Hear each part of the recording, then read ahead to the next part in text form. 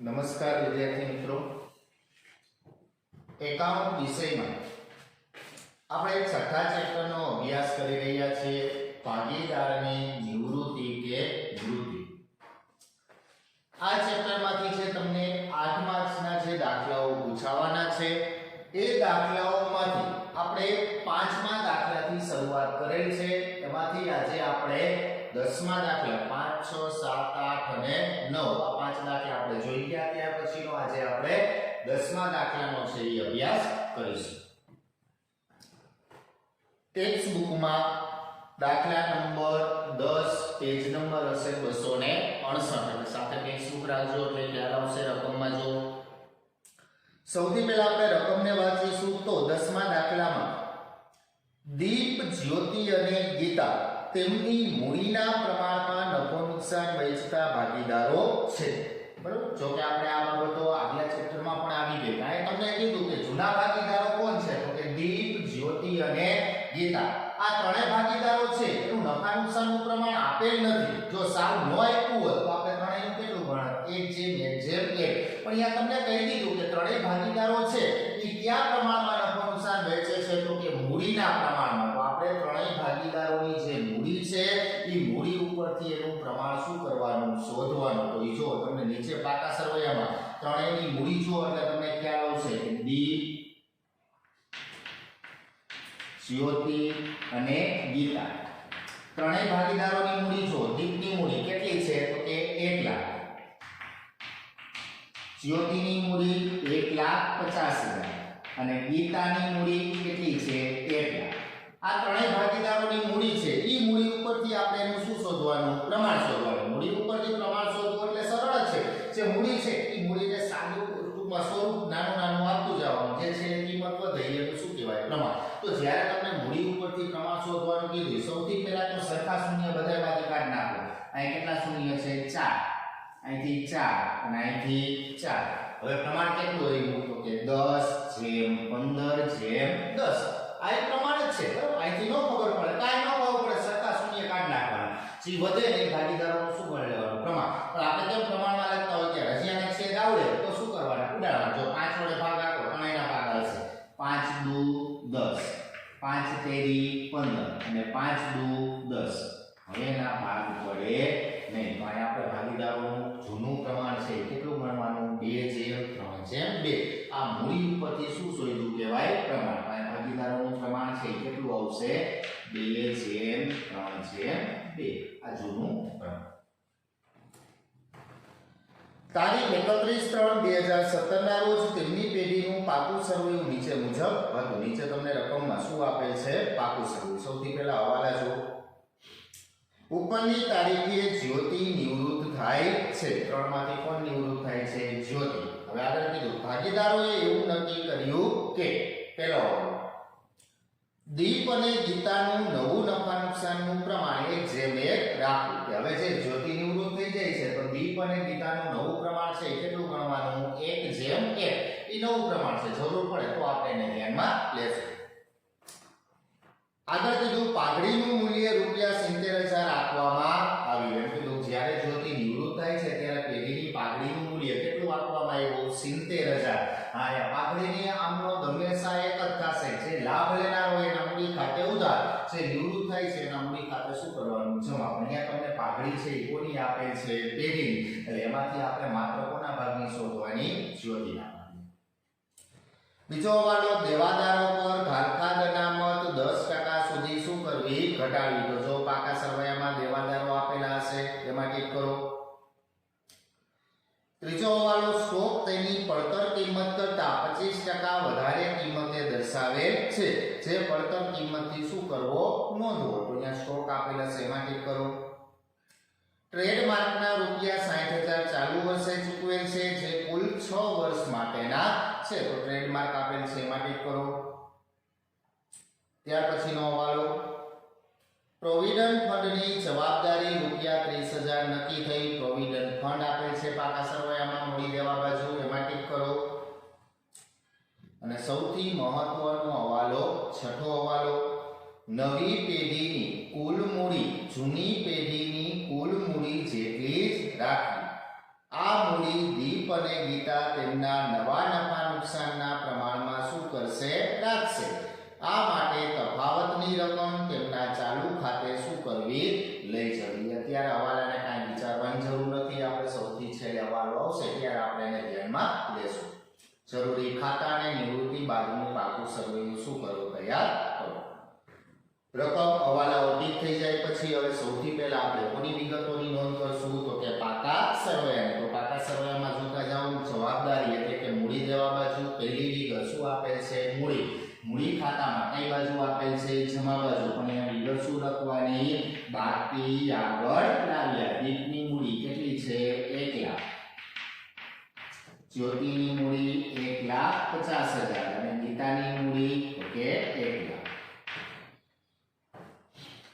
ત્યાર પછીની વિગત તો કે સામાન્ય અનામત. અનામતની રકમ કોની વચ્ચે વેચી દેવાની? ભાગીદારો વચ્ચે. એટલે કયા ખાતામાં આવશે? મૂડી ખાતામાં. કઈ બાજુ આપેલ છે? જમા. તો આપણે કઈ બાજુ નોંધ કરવાની? જમા બાજુ. સામાન્ય અનામત ખાતે. જો પાકા સરવૈયામાં કુલ અનામત કેટલું છે? તો કે 28,000. આપણે કયા ભાગીદારો વચ્ચે વેચવાનું?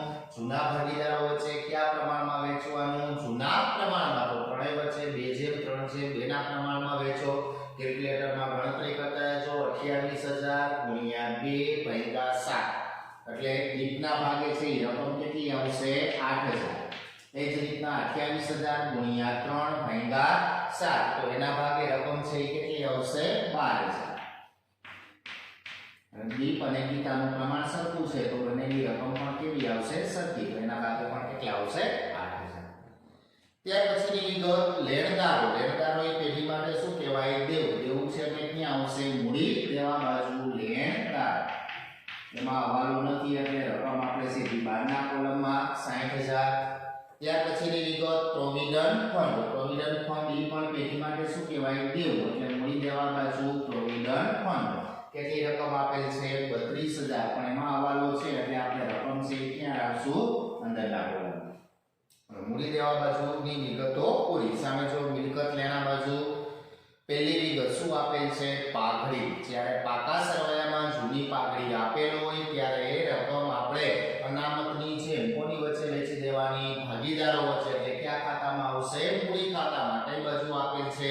ઉધાર. તો આપણે કઈ બાજુ નોંધ કરવાની? ઉધાર બાજુ. અહીંયા પણ વિગત શું લખવાની? પાઘડી ખાતે.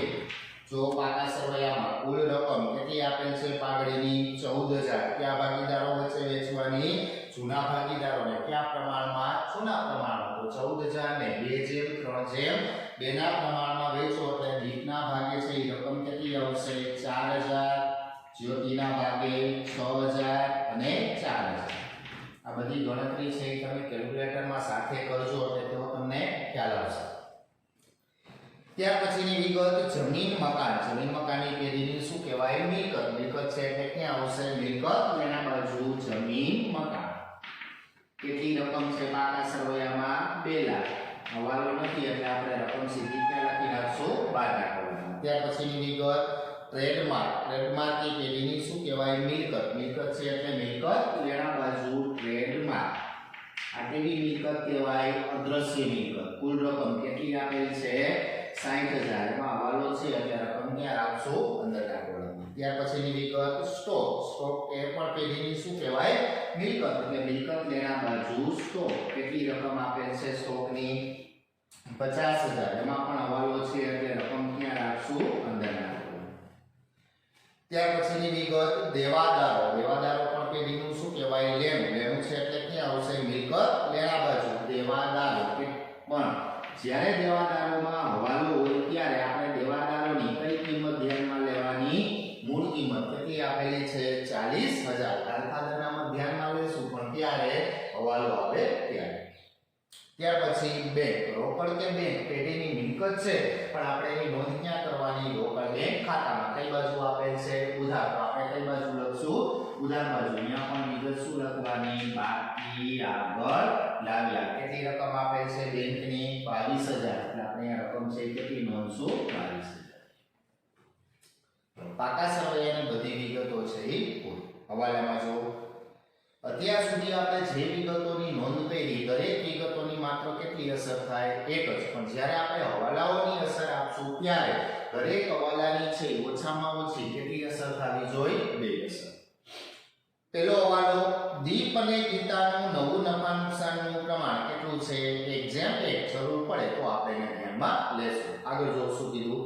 પાઘડીનું મૂલ્ય ₹70,000 રાખવામાં આવ્યું. કોની કિંમત આપેલ છે? પાઘડીની મૂલ્ય એટલે કે પેઢીની પાઘડી. કેટલી આપેલ છે પેઢીની પાઘડી? 70,000. પણ જ્યારે તમને પેઢીની પાઘડી આપેલ હોય ત્યારે કોની પાઘડી કહેવાય? બધા ભાગીદારોની. તો એમાંથી આપણે માત્ર કોની શોધવાની? તો કે જે ભાગીદાર નિવૃત્ત થાય છે. તો આ કોણ નિવૃત્ત થાય છે? જ્યોતિ. તો એમાંથી આપણે જ્યોતિનો ભાગ છે એ શું કરવાનો? નક્કી કરવાનો. તો એમાંથી જ્યોતિનો ભાગ કુલ પાઘડી કેટલી મળી? તો કે 70,000. એને ગુણ્યા જ્યોતિનું પ્રમાણ કેટલું છે? 3/7. તો જ્યોતિના ભાગની પાઘડી છે એ કેટલી આવશે? 30,000. આ કોના ભાગની પાઘડી? એવી જ્યોતિના ભાગની. હવે આપણે એને શું લખવાની? આમનો કોને લાભ થશે? તો કે ચાલુ ભાગીદાર. કોણ છે? તો કે દીપ અને ગીતા. આ બંનેના મૂડી ખાતે શું થશે? ઉધાર. કોણ ત્યાગ કરે છે? જ્યોતિ. તો એના મૂડી ખાતે શું કરવાનું? જમા. તો એની આમનો છે શું થશે? તો કે દીપના મૂડી ખાતે ઉધાર, ગીતાના મૂડી ખાતે ઉધાર, તે જ્યોતિના મૂડી ખાતે જમા. હવે 3 માંથી આપણા પાસે કોની પાઘડી છે? જ્યોતિની. તો જ્યોતિની રકમ કેટલી છે? 30,000. તો આપણે કેટલી નોંધવાની? 30,000. પણ હવે 30,000 છે એ આપણે બંને ભાગીદારો વચ્ચે કયા પ્રમાણમાં વેચવાની? લાભના પ્રમાણમાં. રકમમાં જો કે લાભનું પ્રમાણ તમને આપેલ છે તો કે નહીં. લાભનું પ્રમાણ મેળવવું હોય તો આપણા પાસે શું હોવું જોઈએ? તો કે ભાગીદારોનો જૂનો ભાગ અને નવો ભાગ. તો દીપ, જ્યોતિ અને ગીતા. આ ત્રણેય ભાગીદારોનું લાભનું પ્રમાણ જોતું હોય તો ત્રણેય ભાગીદારનો નવો અને જૂનો બંને ભાગ આપણા પાસે હોવા જોઈએ. તો રકમમાં જો આપણા પાસે ત્રણેય ભાગીદારોનો જૂનો ભાગ, તો જૂનો ભાગ એટલે કે પ્રમાણ. તો દીપનું જૂનું પ્રમાણ કેટલું છે? તો કે 2/3/2. કુલ પ્રમાણ કેટલું થશે? 7. અને રકમમાં જો તમને નવો ભાગ આપેલ છે તો કે પહેલો જવાબ આપેલ છે કે દીપ અને ગીતાનું હવે નવું પ્રમાણ છે કેટલું ગણવાનું? તો કે 1/1. તો એનું પ્રમાણ કેટલું થશે? 2. જો રકમમાં નવો ભાગ ન આપેલો હોત તો આપણે ભાગીદારોનું લાભનું પ્રમાણ કયું ગણત? તો કે જૂનું હોય તો એ શું ગણ લે? લાભનું પ્રમાણ. પણ જ્યારે નવું પ્રમાણ અને જૂનું પ્રમાણ બંને આપેલા હોય ત્યારે આપણે ફરજિયાત લાભનું પ્રમાણ છે એ શું કરવાનું? શોધવાનું. અને એ શોધવા માટેનું સૂત્ર શું થશે? નવો ભાગ માઈનસ જૂનો ભાગ. કોનો લાભ મેળવવાનો? તો કે દીપ અને ગીતાનો. પહેલા આપણે કોનો મેળવશું? દીપનો. દીપનો નવો ભાગ કેટલો છે? તો કે 1/2 માઈનસ જૂનો ભાગ તો કે 2/7. માઈનસ છે એટલે કેવો ગુણાકાર કરશું? ક્રોસ. 1/7 એટલે 7. માઈનસ 2/2 એટલે 4. છેદમાં 2 પદનો ગુણાકાર એટલે 14. 7 માંથી 4 બાદ કરો એટલે 3/14. એ જ પ્રમાણે કોનું મેળવશું? ગીતાનો. એનો નવો ભાગ કેટલો છે? તો કે 1/2 માઈનસ જૂનો ભાગ તો કે 2/7. તો 7 - 4/14. તો કેટલા આવશે? 3/14. તો આ બંને ભાગીદારનું શું મેળવ્યું આપણે? લાભ. હવે એના ઉપરથી પ્રમાણ મેળવવું તો છેદ બેના કેવા છે? સરખા. તો લાભનું પ્રમાણ છે કેટલું થાય? તો કે 3/3. છે ઉડાડો એટલે 1/1. એનો મતલબ કે આ લાભનું પ્રમાણ છે એ આપણે બંને કેવું પ્રમાણ મેળવવાનું? સરખું પ્રમાણ. તો જ્યોતિના ભાગે મૂડી છે કેટલી? 30,000. એ આપણે બંને ભાગીદારોને સરખા પ્રમાણમાં વેચી દીધો એટલે બંને ભાગીદારોને રકમ છે એ કેટલી આવશે? એના ભાગે 15,000 અને 15,000. આ પાઘડીની પ્રક્રિયા છે એ પૂરી. હવે આમ નોંધની માત્ર શું આપવાની? અસર આપવાની. અસર આપો ત્યારે દીપ અને ગીતાના મૂડી ખાતે શું થયું? ઉધાર. એટલે મૂડી ખાતા કઈ બાજુ લખશું? ઉધાર બાજુ. પણ અહીંયા આપણે વિગત શું લખવાની? જ્યોતિના મૂડી ખાતે રકમ છે કોના ક્રમમાં લખવાની? તો કે દીપ અને ગીતાની. જેને નામ લખો એનાથી રકમ શેમાં લખવાની? તો દીપની રકમ કેટલી છે? 15,000. અને ગીતાની રકમ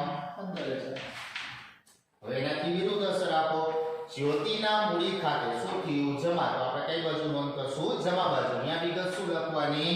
તો કે વિરુદ્ધ અસર. તો અહીંયા 2 છે તો બંનેનું લખશું દીપના મૂડી ખાતે અને ગીતાના મૂડી ખાતે. પણ રકમ કોના કોલમમાં લખવાની? જ્યોતિના કોલમમાં. તો દીપના 15000 અને ગીતાના 15000. અહીંયા પાઘડીની બધી પ્રક્રિયા છે. ત્યાર પછીનો બીજો વાળો જો દેવાદારો પર કાલખાદ અનામત 10% સુધી શું કરવી? ઘટાડવી. અહીંયા કીધું દેવાદારો પર કાલખાદ અનામત છે 10% સુધી શું કરવી? ઘટાડવી. તો એક દેવાદારોમાંથી કાલખાદ અનામત છે હંમેશા શું થશે? માઈનસ. તો અહીંયા કાલખાદ અનામત. પણ જો અહીંયા શબ્દને ધ્યાનમાં રાખજો શું કીધું છે? અહીંયા શું કીધું? કાલખાદ અનામત 10% રાખવી એવું નથી કીધું. જો 10% રાખવી એમ કીધું હોય તો આપણે 40000 ના 10% કેટલી થાય? 4000. પણ અહીંયા તમને એવું કીધું 10% સુધી શું કરવી? ઘટાડવી. તો આપણે જોવાનું કે કાલખાદ અનામત જો પાકા સરવાળામાં છે કેટલી? તો કે 6000. હવે શું કીધું? તો કે કાલખાદ અનામત છે 10% સુધી આપણે શું કરવાની? ઘટાડવાની. તો 40000 ના પહેલા 10% કેટલા થશે? 4000. તો હવે આપણે કાલખાદ અનામત છે કેટલી? તો કે 6000. હવે આપણે ક્યાં સુધી ઘટાડવાની? તો કે 10% સુધી. તો આપણે 4000 નો શું કરવાનો? ઘટાડો કરવાનો. એટલે કે હવે આપણે દેવાદારો પર કાલખાદ અનામત કેટલી ગણવાની? 4000. બાદ કરો એટલે હવે આપણા દેવાદારો છે એ કેટલા બચશે? 36000 રૂપિયા. 10% એમાં આપણે શું કરવાનો? ઘટાડો કરવાનો. તો 40000 ના 10% એટલે કેટલા થશે? 4000. હવે એની બીજી અસર ક્યાં આવશે? પુનઃમૂલ્યાંકન ખાતામાં. વારંવાર કીધું મેં, યાદ રાખજો. પુનઃમૂલ્યાંકન ખાતામાં કાલખાદ અનામત છે ઉધાર બાજુ આવી શકે અને જમા બાજુ પણ આવી શકે. જો કાલખાદ અનામત વધે તો કઈ બાજુ લખવાનું? ઉધાર બાજુ. જો કાલખાદ અનામત ઘટે તો પેઢીને શું થશે? ફાયદો. તો કઈ બાજુ નોંધ કરવાની? જમા બાજુ. અહીંયા કાલખાદ અનામત કેટલી ગણી? આપણે 4000. પણ પહેલા જો પાકા સરવાળામાં જૂની કાલખાદ અનામત કેટલી છે? 6000. હવે એમાં પેઢી હવે કેટલી ગણી? આપણે 4000. તો કાલખાદ અનામતમાં શું થયો? ઘટાડો. ઘટે તો પુનઃમૂલ્યાંકન ખાતામાં કઈ બાજુ નોંધ થશે? જમા બાજુ. કાલખાદ અનામત ખાતે રકમ હતી કેટલી જૂની? 6000. હવે કેટલી ગણી? 4000. એમાં કેટલો ઘટાડો થયો? 2000 રૂપિયા. તો આપણે કાલખાદ અનામત કેટલી રકમ આવશે? 2000. ત્યાર પછી હવાલો સ્ટોક તેની પડતર કિંમત કરતા 25% વધારે કિંમતે દર્શાવેલ છે. જે પડતર કિંમતે શું કરવો? નોંધવો. એમ તમને કીધું કે સ્ટોકની કે અથવા કોઈ પણ મિલકત હોય જ્યારે આપણે વધારો ઘટાડો કરી છે ત્યારે આપણા પાસે જે કિંમત છે એ કેવી કિંમત કહેવાય? ચોપડે કિંમત. પછી તો કે આપણે જે વધારો ઘટાડો કર્યા પછી જે કિંમત આપણે લઈ આવતા હોઈએ એની કેવી કિંમત કહેવાય? પડતર કિંમત અથવા તો એને શું કહેવાય? બજાર કિંમત. તો અહીંયા તમને હવાલામાં શું કીધું? સ્ટોક તેની પડતર કિંમત કરતા 25% વધુ કિંમતે શું કરેલ છે? દર્શાવેલ છે. એમ કીધું સ્ટોક તેની પડતર કિંમત કરતા કેટલા ટકા? 25% વધારે. પણ પ્રશ્ન એ થાય કે તમે 25% આ કિંમતના કરી શકશો નહીં. કારણ કે આ કઈ કિંમત છે? ચોપડે કિંમત.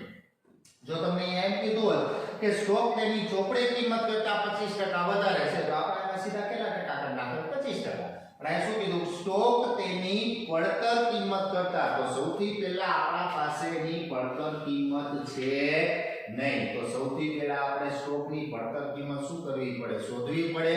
પછી તમે એના 25% લેખે શું કરી શકો? અસર આપી શકો.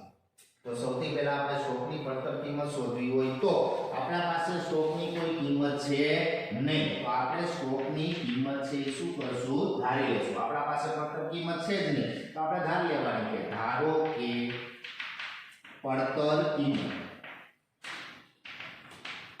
કોઈ પણ કિંમત ધારો બને ત્યાં સુધી કેટલા ધારવાના? 100. એટલે આપણે ટકાવારીમાં ગણતરી કરતી વખતે શું થાય? સરળતા રહે. હવે તો કે આપણે પડતર કિંમત ધારી લીધી કેટલી છે? 100. હવે હવાલામાં જે પ્રમાણે કીધું હોય એ પ્રમાણે આપણે અસર આપતી જવાની. શું કીધું? સ્ટોક તેની પડતર કિંમત કરતા 25% શું છે? વધારે. આપણે પ્લસ વધારો. કેટલા ટકા? 25%. કોના 25%? તો કે 100 ના 25% કરો એટલે કેટલા થાય? 25. વધારો છે એટલે આપણે પ્લસ કર્યો તો કેટલા થાય? 125. આ એની કેવી કિંમત આવી? ચોપડે કિંમત.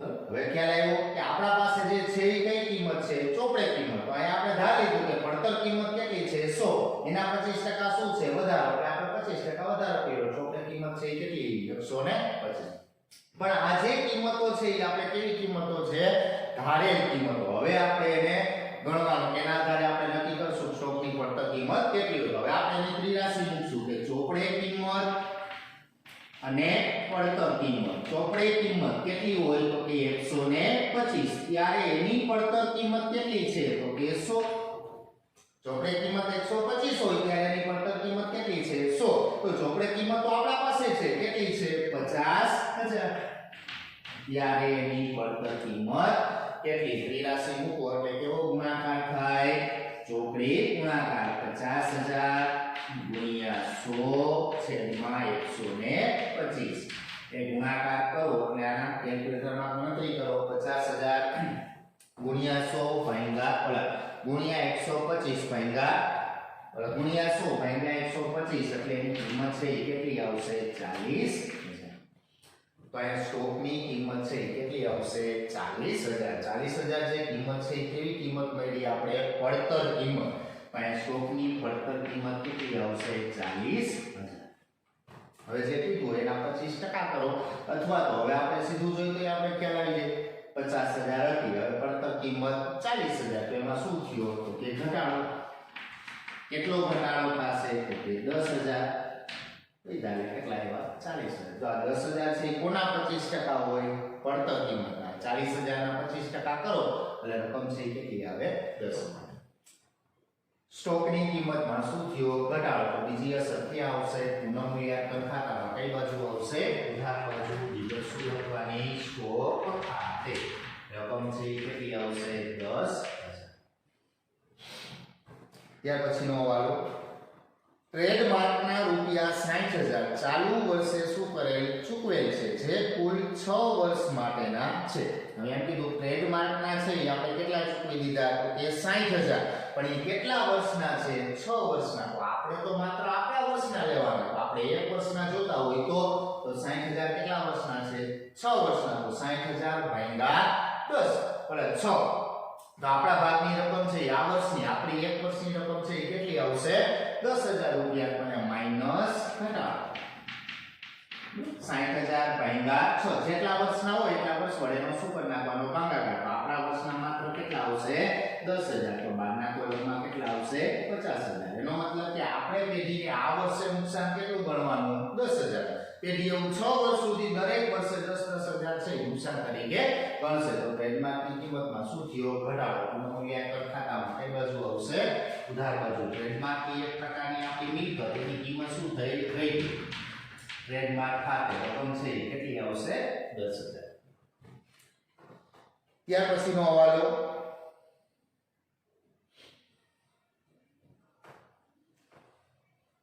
પાંચમો હવાલો પ્રોવિડન્ટ ફંડની જવાબદારી રૂપિયા 35000 શું થઈ નક્કી થઈ તો જો પ્રોવિડન્ટ ફંડ તેની પાસે છે કેટલા 32000 હવે શું કીધું કે એની જવાબદારી કેટલી નક્કી થઈ 35000 તો એની કિંમતમાં શું થયો વધારો કેટલો વધારો થશે 3000 પ્લસ કરો એટલે હવે એની કિંમત છે કેટલી થશે 35000 પ્રોવિડન્ટ ફંડ એ પેઢી માટે એક પ્રકારનું શું કહેવાય દેવ એની કિંમતમાં શું થયો વધારો દેવાની કિંમત વધે તો પેઢીને શું થશે નુકસાન તો પુનઃમૂલ્યાંકન ખાતામાં કઈ બાજુ આવશે ઉધાર બાજુ પ્રોવિડન્ટ ફંડ કેટલી રકમ આવશે 3000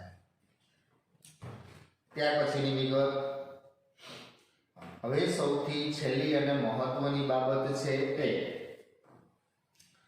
નવી પેઢીની કુલ મૂડી નવી પેઢી કોની કહેવાય તો કે પેઢીના જે 3 જૂના ભાગીદારો હતા એમાંથી જ્યોતિ પેઢીમાંથી શું થઈ જાય છે નિવૃત્ત તો એનો મતલબ કે હવે નવી પેઢી છે એ કોની આવશે તો કે દીપ અને ગીતા કારણ કે નવી પેઢીની કુલ મૂડી તો નવી પેઢીની કુલ મૂડી આપણે ક્યાં મળતી હોય તો કે પાકા સરવૈયામાં અહીંયા આપણે લખતા હોય કે મૂડી અને હવે કોની મૂડી આવશે તો કે દીપ અને ગીતા અહીંયા આપણે જે મૂડી લખતા હોય એ કઈ પેઢીની હોય નવી પેઢી બરાબર જે ભાગીદાર નિવૃત્ત છે થઈ ગયા પછીની મૂડી જે બનેની હોય એ કેવી મૂડી કહેવાય નવી મૂડી કારણ કે નવી પેઢીની કુલ મૂડી એનો મતલબ કે નવી પેઢીની હવે જે કુલ મૂડી છે એટલે કે આપણે બેની મૂડીનો સરવાળો કરીને જે અહીંયા આપણે કુલ મૂડી મળતી ઘટતી હોય ઈ કુલ મૂડી છે ઈ કેટલી રાખવાની કીધી તો કે નવી પેઢીની કુલ મૂડી જૂની પેઢીની કુલ મૂડી જેટલી શું કરવી રાખવી એમ કીધું તમને પાકા સરવૈયામાં જે નવી પેઢી છે ઈ નવી પેઢીની કુલ મૂડી કેટલી રાખવાની તો કે જૂની પેઢીની કુલ મૂડી જેટલી રાખવી હવે જૂની પેઢી એટલે કોની કહેવાય તો કે ત્રણેય તો ઈ ત્રણેયની કુલ મૂડી કેટલી હતી જો પાકા સરવૈયામાં ત્રણેય ભાગીદારોની તમને મૂડી આપેલ છે દીપની મૂડી 1 લાખ જ્યોતિની મૂડી 1,50,000 અને ગીતાની મૂડી કેટલી છે 1 લાખ તો એ ત્રણેયનો સરવાળો કરીને બહારના કોલમમાં રકમ આપી કેટલી આપે છે 3,50,000 એ 3,50,000 છે એ કોની કુલ મૂડી કહેવાય તો કે જૂની પેઢી તો અહીં તમને હવાલામાં એ જ કીધું કે હવે નવી પેઢીની કુલ મૂડી છે એ કેટલી રાખવાની તો કે જૂની પેઢીની કુલ મૂડી છે કેટલી તો જૂની પેઢીની કુલ મૂડી આપણે પાકા સરવાળામાં જોયું કેટલી છે 3,50,000 તો અહીં આપણે નવી પેઢીની કુલ મૂડી કેટલી રાખવાની 3,50,000 કુલ મૂડી કીધું એટલે આપણે બંનેની મૂડીનો સરવાળો એટલે 3,50,000 હવે આપણે નક્કી કરશું કે આ 3,50,000 માંથી દીપના ભાગે રકમ કેટલી અને ગીતાના ભાગે રકમ કેટલી તો આગળ જો શું કીધું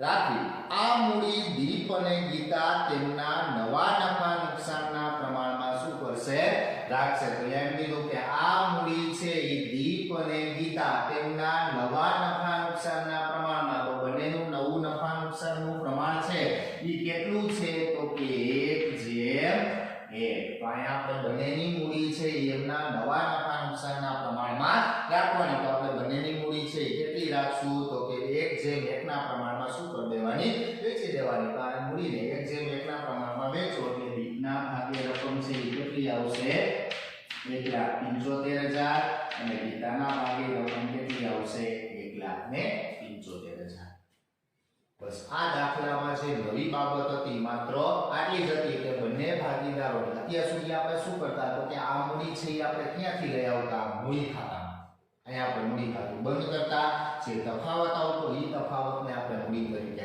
લઈ આવતા અહીંયા તમને અગાઉ કહી દીધું કે મૂડી છે એ જૂની પેઢીની જે કુલ મૂડી હતી એટલી જ મૂડી શું કરવી રાખવી પછી તો કે એ મૂડી બંને વચ્ચે કયા પ્રમાણમાં રાખવાની નવા પ્રમાણમાં તો આપણે નવા પ્રમાણમાં જે શું કરી દીધી વેચી દીધી હવે તો કે આ મૂડીની હવાલો છે એટલે કેટલી અસર થવી જોઈએ બે અસર જો અહીંથી થોડું ઊંધું વાળવું પડશે તો કે આ મૂડીની બીજી અસર ક્યાંથી આવે તો કે આ મૂડી આપણે ક્યાંથી લઈ આવતા તો કે મૂડી ખાતામાં તો એની બીજી અસર ક્યાં આવશે મૂડી ખાતામાં અહીંયા જમા છે તો અહીંયા કઈ બાજુ આવશે ઉધાર બાજુ અહીંયા આપણે શું લખતા તો કે બાકી આગળ લઈ લેવા દીપની મૂડી કેટલી છે તો કે 1,75,000 ગીતાની મૂડી તો કે 1,75,000 અહીંયા હવાલાની અસર શું થઈ ગઈ કુલ પણ આ જો અત્યાર સુધી આપણે આ બંધ કરીને મેળવતા અહીંયા તમને અગાઉ કહી દીધું બંનેની મૂડી છે આટલી હવે જો આગળ શું કીધું આ માટે તફાવતની રકમ તેમના ચાલુ ખાતે શું કરવી લઈ જવી બરાબર એમ કીધું આ માટે તફાવતની રકમ કારણ કે અહીંયા પ્રશ્ન થશે તો આપણે જ્યારે હવે ખાતાઓ બંધ કરશું ત્યારે આપણે મૂડી ખાતું બંધ કરશું તો અત્યાર સુધી તો આપણે આ બાકી શું કરતા મેળવતા તો હવે તો કે અહીંયા અગાઉ તો તમને બાકી અહીંયા આપી દીધી તો હવે આપણે મૂડી ખાતું બંધ કરશું જે તફાવત આવશે એ તફાવતનું આપણે શું કરશું તો કે શું કીધું એ તફાવતની રકમ આપણે ક્યાં લઈ જવાની ચાલુ ખાતે લઈ જવાની એ આપણે તફાવત આવશે ત્યારે જોશું હમણાં કે એની રકમ છે આપણે કઈ રીતના લઈ જાય અહીંયા બધી અસર છે કુલ હવે ક્રમમાં ખાતાઓ શું કરતા જાવ બંધ કરતા જાવ સૌથી પહેલા આપણે કયું ખાતું બંધ કરશું પુનઃ મૂલ્યાંકન ખાતું બંધ કરો ટોટલ કેટલો આવશે 23,000 સામેની બાજુ લઈ જાઓ 23,000 બાદ કરો 2,000 એટલે કેટલા આવશે 21,000 કઈ બાજુ તફાવત આવ્યો જમા બાજુ એટલે એની શું કહેવાય ખોટ પુનઃ મૂલ્યાંકન ખાતું બંધ કરવું છે તફાવત મળશે ઈ તફાવત કયા ભાગીદારો વચ્ચે વેચવાનો તો કે જૂના ભાગીદારોને જૂના પ્રમાણમાં વેચો એટલે 2:3:2 ના પ્રમાણમાં વેચો એટલે રકમ છે દીપના ભાગે કેટલી આવશે 6,000 9,000 અને 6,000 આ પુનઃ મૂલ્યાંકન ખાતું બંધ થઈ ગયું છે ખોટની રકમ આવી ક્યાં લઈ જવાની મૂડી ખાતામાં અહીંયા જમા છે તો મૂડી ખાતામાં કઈ બાજુ લખશું ઉધાર બાજુ અહીંયા શું લખવાની ખોટ અહીંયા જગ્યા ન હોય તો ક્યાં લખી નાખવાની નીચે કેટલી રકમ છે 6000 9000 અને 6000 આ પૂર્ણ મૂલ્યાંકન ખાતાની પ્રક્રિયા પૂરી હવે આપણે કયું ખાતું બંધ કરશું મૂડી ખાતું એમાં થોડી ધ્યાન રાખજો બધું મૂડી ખાતું નિવૃત્તિમાં કોઈ પણ દાખલો ગણો મૂડી ખાતું બંધ કરો ત્યારે પહેલા માત્ર કોનું મૂડી ખાતું બંધ થવું જોઈએ જે ભાગીદાર પેઢીમાંથી શું થાય છે નિવૃત્ત અને નિવૃત્ત કોણ થાય છે જ્યોતિ તો સૌથી પહેલા જ્યોતિનું મૂડી ખાતું બંધ કરો કઈ બાજુનો સરવાળો વધુ થશે જમા બાજુનો તો પહેલા જમા બાજુનો ટોટલ કરો 1,50,000 12,000 15,000 અને 15,000 એટલે એનો ટોટલ કેલ્ક્યુલેટરમાં કરો એટલે કેટલો આવશે તો કે 1,92,000 એને સામેની બાજુ લઈ જાઓ 1,92,000 એમાંથી ઉપરની વિગતો શું કરો બાદ કરો 6,000 અને 9,000 બાદ કરો એટલે એમાં તફાવત છે કેટલો આવશે 1,70,000 આ નિવૃત્ત ભાગીદારની કેવી રકમ કહેવાય લેણી રકમ હવે આ લેણી રકમનું શું કરવું તો કે જો દાખલામાં તમને ક્યાંક કીધું કે જ્યોતિની લેણી રકમ છે કઈ રીતે ચૂકવી કેટલી રીતે શકાય બે કા રોકડમાં અથવા તો લોન તરીકે ભાઈ રકમમાં ક્યાંય સૂચના આપેલ નથી તો આપણા નિયમ પ્રમાણે જ્યારે ચૂકવણી અંગે કાંઈ સૂચના આપેલ ન હોય ત્યારે આપણે નિવૃત્ત ભાગીદારની જે લેણી રકમ છે પેઢીમાં શેના તરીકે રાખવાની લોન તરીકે તો આપણે એની સામે વિગત શું લખશું લોન ખાતે એની બીજી અસર લોનની પેઢી માટે શું કહેવાય દેવું દેવું છે એટલે ક્યાં આવશે મૂડી દેવા બાજુ કોની લોન છે તો કે જ્યોતિની લોન કેટલી રકમ છે તો કે 1,70,000 એની વિગત પૂરી હવે નિવૃત્ત ભાગીદારની બધી પ્રક્રિયા પૂરી થઈ જાય પછી હવે આપણે જે ચાલુ ભાગીદારો છે એ ચાલુ ભાગીદારોની રકમ શું કરી દેવાની ચૂકવી દેવાની હવેના મૂડી ખાતા બંધ કરો ત્યારે થોડું ધ્યાન રાખજો અત્યાર સુધી આપણે જેટલા દાખલાઓ ગણ્યા છે એમાં બધા દાખલાઓમાં ભાગીદારોના મૂડી ખાતાનો હંમેશા સરવાળો કઈ બાજુ વધુ થતો જમા બાજુ પણ જ્યારે તમને જે બાકી આપી દીધેલી હશે કે જ્યારે બાકી આગળ લઈ જાય આપણે મૂડી અગાઉ આપી દીધી છે ત્યારે આપણે નક્કી હશે નહીં કે કઈ બાજુનો ટોટલ છે એ આપણે વધુ હોય એટલે જેમ આપણે પુનઃક્રિયાના ખાતું બંધ કરી છે એ જ પ્રમાણે કયું ખાતું બંધ કરવાનું મૂડી ખાતું બંધ કરવાનું કે અહીંયા આપણે જોવાનું જે બાજુનો સરવાળો વધુ હોય એ ટોટલ પહેલા કરવાનું પહેલા આપણે લીટમાં જુઓ કે કઈ બાજુનો ટોટલ વધુ થશે એટલે આંકડા જુઓ એટલે તમને ખ્યાલ આવી જશે આ બાજુ 1,08,000 આ બાજુ 4,000 1,75,000 છે એનો મતલબ કે કઈ બાજુનો સરવાળો વધુ થશે ઉધાર બાજુ તો દીકનો ઉધાર બાજુનો ટોટલ છે એ ઉધાર બાજુનો ટોટલ કરો એટલે એનો ટોટલ છે કેટલો થશે 2 લાખ એને સામેની બાજુ લઈ જાઓ 2 લાખ એમાંથી બંને વિગતો બાદ કરો 1,00,000 અને 8,000 બાદ કરો એટલે તફાવતની રકમ છે એ કેટલી આવશે 92 છે એ જ રીતના શેમાં જોવાનું ગીતામાં તો ગીતાના રકમમાં જો કઈ બાજુનો સરવાળો વધુ થશે તો કે ઉધાર બાજુનો એની રકમ પણ કેટલી આવશે 2 લાખ અને સામેની બાજુ લઈ જાઓ 2 લાખ બાદ કરો 1,00,000 ને 8,000 એટલે એમાં તફાવત કેટલો આવશે 92 છે હવે આ મૂડી ખાતામાં અત્યાર સુધી આપણે જે તફાવત આવતો એ બાકી ગણતા અહીંયા બાકી અગાઉ આપી દીધી છે તો આપણે મૂડી ખાતું બંધ કરી જે તફાવત આવશે એ તફાવતનું શું કરવું તો જો તમને છઠ્ઠા વાળામાં છેલ્લે કીધું હતું એ તફાવતની રકમ છે એ ક્યાં લઈ જવાની ચાલુ ખાતે તો આપણે એની સામે વિગત છે શું લખવાની ચાલુ ખાતે ચાલુ ખાતું જે મૂડી ખાતું ક્યાં લઈ જતા પાકા સરવાળા એમ ચાલુ ખાતું ક્યાં લઈ જવાનું પાકા સરવાળા અને કઈ બાજુ છે તો કે જમા બાજુ તો પાકા સરવાળા કઈ બાજુ લખવાનું ઉધાર બાજુ અને યાદ દાખલામાં સમજાયું હતું ચાલુ ખાતાની બાકી છે ક્યારે નક્કી હોય ને એ જમા પણ હોઈ શકે અને ઉધાર પણ હોઈ શકે અહીંયા આપણે જોવાનું જમા બાજુ છે તો પાકા સરવાળામાં ઉધાર બાજુ ત્યાં વિગત શું લખવાની ચાલુ ખાતે દીપની રકમ 92,000 અને ગીતાની રકમ કેટલી આવશે 92,000 આ જે બંનેના ચાલુ ખાતા હોય બંનેનો ટોટલ કરી નાખો એટલે કુલ રકમ છે કેટલી આવશે 1,84,000 એટલે મૂડી ખાતાની વિગત છે એ રોકડ બેંક ખાતું બંધ કરો કઈ બાજુનો સરવાળો વધુ થશે ઉધાર 22,000 જમા બાજુ લઈ જાઓ 22,000 ઉપર કોઈ વિગતો નથી એટલે તફાવત 22,000 અને વિગત શું લખવાની બાકી આગળ લઈ જવા એ બાકીને પણ ક્યાં લઈ જવાની પાકા સરવાળા જમા છે અહીંયા કઈ બાજુ ઉધાર બાજુ અહીંયા વિગત શું લખવાની રોકડ બેંક કેટલી રકમ 22,000 અને છેલ્લે પાકું સરવૈયું ટોટલ કરો એટલે કે બંને બાજુનો પાકા સરવાયાનો ટોટલ છે એ હંમેશા કેવો આવવો જોઈએ સરખો બંનેનો ટોટલ કરો એટલે ટોટલ આવશે 6,22,000